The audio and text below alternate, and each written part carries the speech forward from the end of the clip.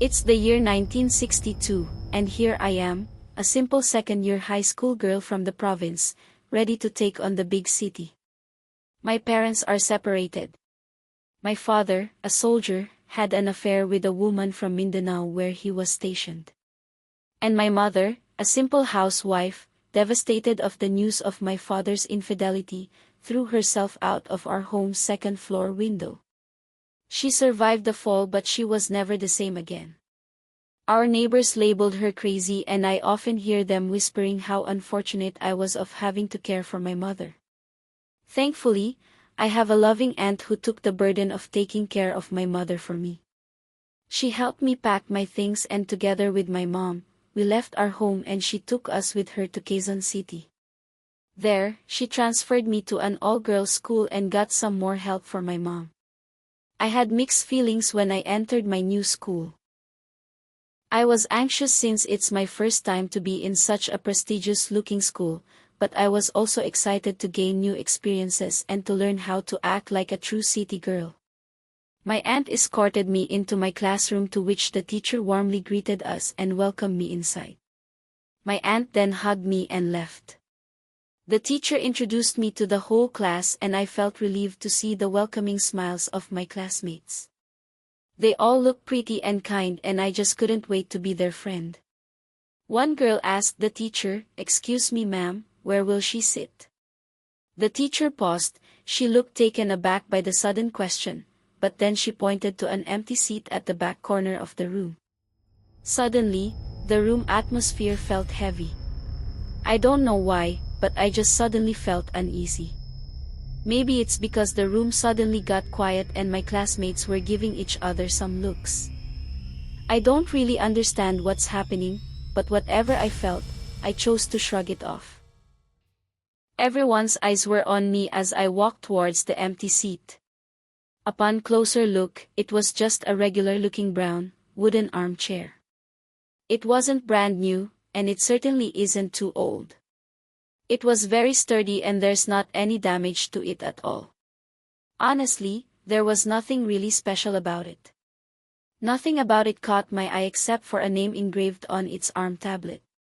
The name was obviously engraved using a cutter blade, and although it looked faded, it was still very readable. Mary. Cherry Chua. What a lovely name, I said to myself. I pulled the chair closer to my classmates and placed my bag on the side and sat on the chair. Everyone was still looking at me, but their expressions changed. A while ago, they looked tense as if they were anticipating for something crazy to happen if I sat on the chair. But now that I'm already sitting on it, their looks relaxed, and one by one they started looking away and began to prepare for class.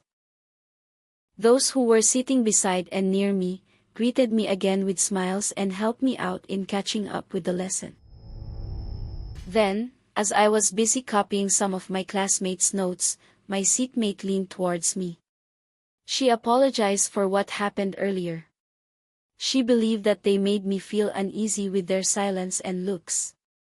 She explained that they were just surprised that I was made to sit on this chair because apparently, just a week ago, their classmate, the previous owner of this chair, had tragically lost her life. She never told me the reason behind that unfortunate incident though. And I also don't have any intention of further digging deep to such unfortunate news, so I just stayed silent. Hours passed and everything went well, and as expected, I gained lots of friends. The day ended with my aunt happily picking me up from school. When we got home, I started to tell her about how my day went in school, what my new friends' names were, and how kind the teachers were. Days went by and I steadily adjusted myself with the life in the city and my new school life. However, I kept a secret from everyone. A secret that I did not dare to tell anyone, even to my aunt. It started on my first day in school. The moment I sat on that chair, I felt something cold touch the back of my neck. I glanced back and saw no one, so I assumed it was just the wind. Then, at night on that same fateful day, as I quietly laid on my bed, I dreamt. There was this girl inside what appears to be an empty classroom. She looks the same age as me. She did nothing. She just quietly sat on a chair. Her long black hair covered her face and she was wearing a school uniform. Our school uniform. Then I realized this isn't just any classroom. That is our classroom. And that isn't just any chair. That is my chair. Then sounded my alarm. And just like any usual day, I woke up, got ready, ate my breakfast, then went to school. As the days passed, the cold touch also felt stronger until it felt like something invisible was hugging me from the back. I could feel its weight, pressing against my back, and sometimes I could hear a faint sound in my ear. It almost sounded like a girl crying. Moreover, the dreams never stopped. Every night I would keep having the same dream about that girl sitting on my chair. I knew something wrong was happening to me, I just couldn't figure out what it was. I couldn't tell anyone because I'm afraid that they would think I'm getting crazy. I'm afraid that people might think I'm becoming just like my mom. It's the 1960s. Nobody gives a damn about mental health. And so, I shut my mouth and kept this all a secret to my family and friends. Then one night, as I was having the same dream, something was off. I could no longer see the girl in my dreams. Instead, I felt like I was her. Like I was looking through her perspective. However, I couldn't control the body nor could speak. All I could do was saw what she saw. Heard what she heard. Spoke what she spoke.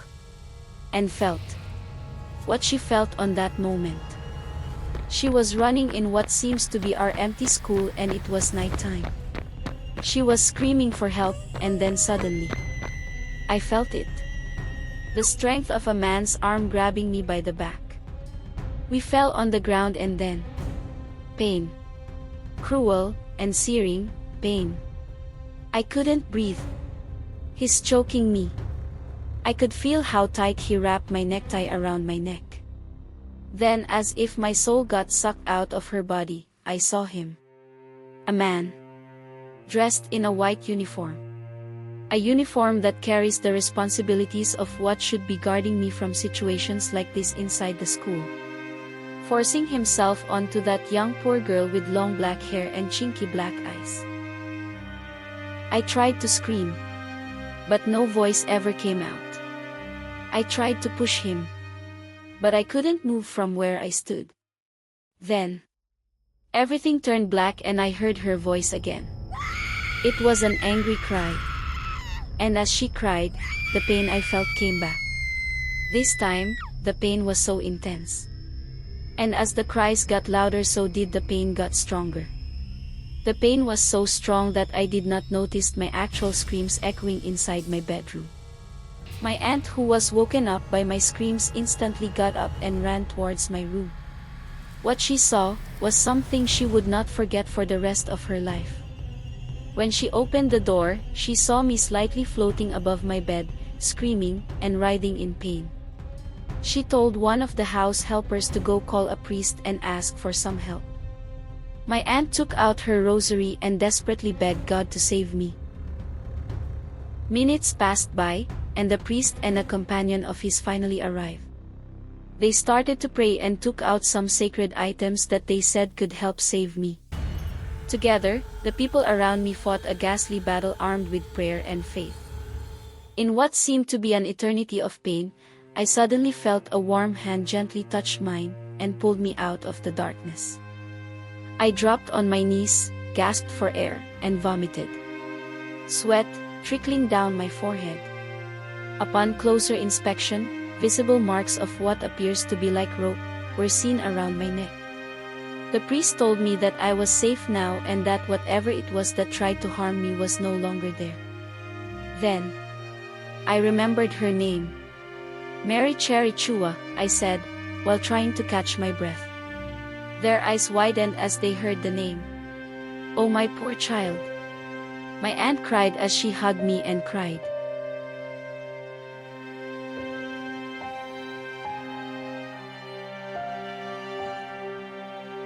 Dawn slowly came upon us, and I was very happy to see the first morning light. Its warmth felt like the gentle hand that saved me from the darkness.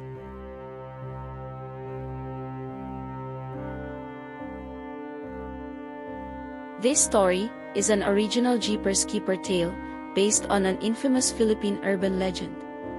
If you'd like to know more about this urban legend, we have a separate video about it, so go ahead and check it out.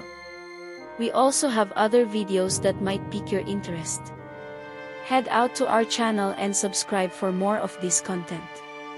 We would also love to hear your thoughts about this original spooky story. Comment them below and let's have a healthy discussion. Also, don't forget to share this video and give it a thumbs up. And if you have stories like this that you'd like us to feature, email them at thejeeperskeeper@gmail.com.